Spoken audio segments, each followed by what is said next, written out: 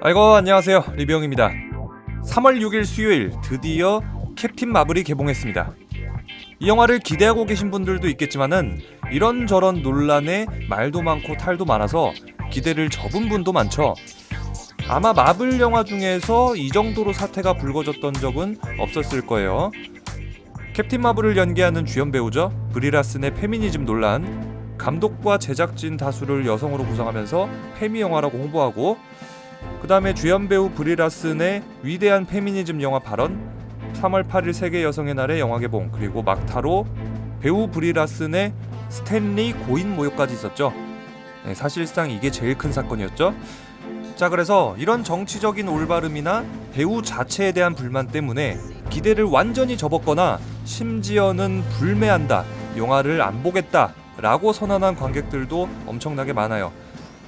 그도 그럴 것이 지금 대한민국에서 가장 뜨거운 이슈가 뭡니까?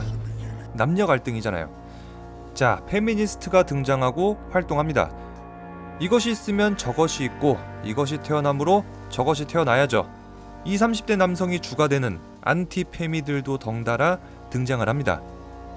그런데 이게 이제 영화의 소비에도 영향을 끼치게 되는 겁니다. 안티페미들은 영화에 페미가 묻었다는 이유로 불매를 시작하고, 브리 라슨의 스탠리 고인 모욕으로 마블의 팬들까지 떨어져 나갑니다.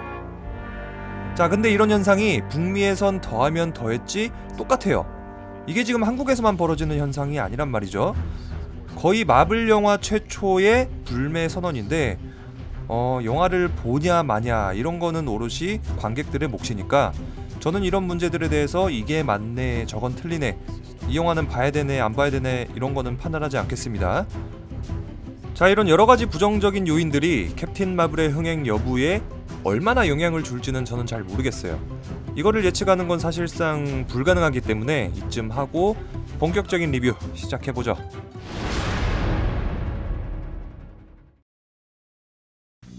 캡틴 마블은 최초의 여성 히어로 솔로 영화입니다. 그리고 영화 개봉 전부터 이 점을 강조하면서 홍보를 해왔단 말이죠. 감독이나 배우의 인터뷰에서는 페미라는 단어가 굉장히 많이 나왔어가지고 혹시 이 영화에서 페미 성향이나 페미 메시지가 너무 지나치지는 않을까 라는 생각에 저는 걱정했던 게 사실이에요. 그런데 막상 영화를 보니까 페미가 있기는 있어요. 그런데 별로 심하진 않았어요. 주인공 캐롤 댄버스는 강인하고 주체적인 신여성으로 등장하는데 거의 대부분 본인 스스로의 힘으로 쟁취합니다. 권리만 찾고 의무는 나 몰라라 하고 결과의 평등만 원하는 누구들이랑은 완전 다르죠. 그리고 영화 중간중간 여성 인권에 대한 이야기도 나오는데 대부분 짧고 이 영화의 핵심 주제라기보다는 서브에 가깝기 때문에 막 그렇게 거부감이 들 정도는 아니었어요, 개인적으로는. 캡틴 마블의 힘의 원천, 이게 제일 중요한 거죠. 캡틴 마블의 힘은 캐롤 댄버스의 용기 있는 행동의 결과로 생긴 거는 맞는데 온전히 스스로 얻었다 라고 보기에는 좀 어렵겠죠. 그러니까 이 영화는 알아서 선을 잘 지키면서도 하고 싶은 말은 또 거부감 없이 해요.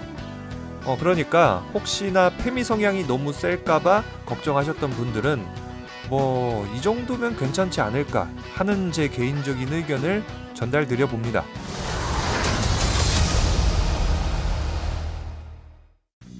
자, 그럼 이제 영화 캡틴 마블을 전반적으로 리뷰해보죠. 일단 이 영화는 시작도 안 하고 마블 로고만 나오는데 울컥할 거예요. 반갑기도 할 거고요. 저는 역대 마블 로고 중에서 제일 좋았습니다. 저는 그 정도였으니까요. 영화 시작할 때 마블 로고 나오는 거 놓치지 않고 보려면은 영화관 늦게 들어가는 일은 절대 없어야겠죠? 꼭 미리 영화관에 들어가시는 걸 추천드립니다. 이 영화의 가장 큰 주제라면은 캡틴 마블이 잃어버린 과거의 기억을 찾아가는 여행인데, 과거의 행적을 쫓아가면서 기억을 되찾는다, 이런 영화는 이제 흔하죠. 기억상실증 관련 영화를 많이 접한 분들한테는 조금 식상할 수도 있어요. 게다가 마블에서는 윈터 솔저로 이미 한번 해먹었죠. 하지만은 소재는 흔하지만 나름대로 변주는 했어요. 캡틴 마블이 기억을 잃은 데에는 어떤 음모가 있다, 그리고 캡틴 마블의 기억을 누가 먼저 되찾느냐에 따라서 우주의 밸런스가 달라진다. 요런 점은 흥미롭게 볼 수 있을 겁니다. 충분히 반전 요소도 있고요. 지금부터는 스포일러가 조금 있으니까요. 스포가 싫으신 분들은 표시해둔 시간까지 건너뛰시면 되겠습니다. 이 영화에선 3가지 종족이 등장합니다. 인간, 크리, 그리고 스크럴. 이 영화는 인간하고 크리는 보기에 멋있게 해놨고요. 스크럴은 다소 못생겨 보이게 디자인을 했어요. 이 종족들의 외향, 특징들을 가지고 영화를 진행시키다가 중반부에 갑자기 비틀기를 시전합니다. 그러니까 당연히 못생기고 흉측하니까 스크럴이 나쁜 놈들인 줄 알았는데 알고 보니까 크리족이 나쁜 놈들인 거야. 전 한 방 먹었어요. 이 반전은 좀 먹혔던 것 같아요. 보통은 못생기고 흉측한 애들이 100이면 100, 악역으로 정해지죠. 이 영화는 이런 틀을 이용해서 관객들을 속이다가 중간에 갑자기 힝 소가찡 하면서 깨버립니다. 게임 역사에서 이런 사례는 워크래프트가 최초인 걸로 알고 있는데 영화에서도 역시 이런 거는 먹히는 것 같아요. 좋은 시도였다고 생각합니다. 하지만 아쉬운 점도 하나 있는데요. 영화 캡틴 마블에서 가장 아쉬웠던 점은 파워 밸런스입니다. 저는 조금 걱정이 되더라고요. 거의 제가 봤을 때에는 손오공이 슈퍼사이어인 3까지 각성한 것 같아요. 최종 각성 이후로는 시원한 액션, 화려한 비주얼, 폭발 뭐 이런 것들을 기대할 수는 있겠지만은 캡틴 마블이 너무 세서 혼자 다 쓸어버리고 아무도 못 막기 때문에 긴장감의 부재로 이어지는 거는 사실입니다. 슈퍼맨 같은 경우는 크립토나이트나 엄마, 여친같이 약점이라도 있지 캡틴 마블은 무슨 약점도 없습니다. 케빈 파이기의 인터뷰에 따르면은 캡틴 마블은 역대 히어로 중에 가장 강력하다라고 말한 적이 있는데 너무 그 말 그대로 만들어버린 게 아닐까, 너무 벨붕이 심한 게 아닌가 하는 생각이 들었습니다. 자, 그래서 캡틴 마블 어땠냐 정리를 해보자면은 마블의 히어로 탄생을 다룬 여러 영화들하고 비교를 해보면 될 것 같아요.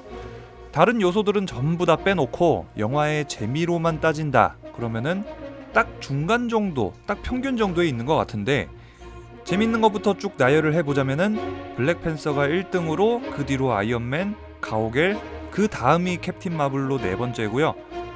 캡틴 마블 다음으로 닥터 스트레인지, 앤트맨, 퍼스트 어벤져, 토르 이렇게 정리를 해보겠습니다. 이 순위의 경우는 저 리뷰형의 개인적인 취향에 따라서 정리를 해둔 거니까 캡틴 마블은 이 정도 영화가 되겠구나, 이 정도 평타는 되겠구나 하는 지표로 그냥 참고만 하시면 되겠습니다. 이 영화 꼭 봐야 되냐, 안 봐도 되냐 이런 질문을 할 사람들도 조금 있을 것 같아요. 물론 당연히 보는 게 낫죠. 당연히 보는 게 낫지만은 굳이 안 봐도 큰 불편은 없을 것 같다. 쿠키 영상에서만 엔드게임으로 이어지니까요.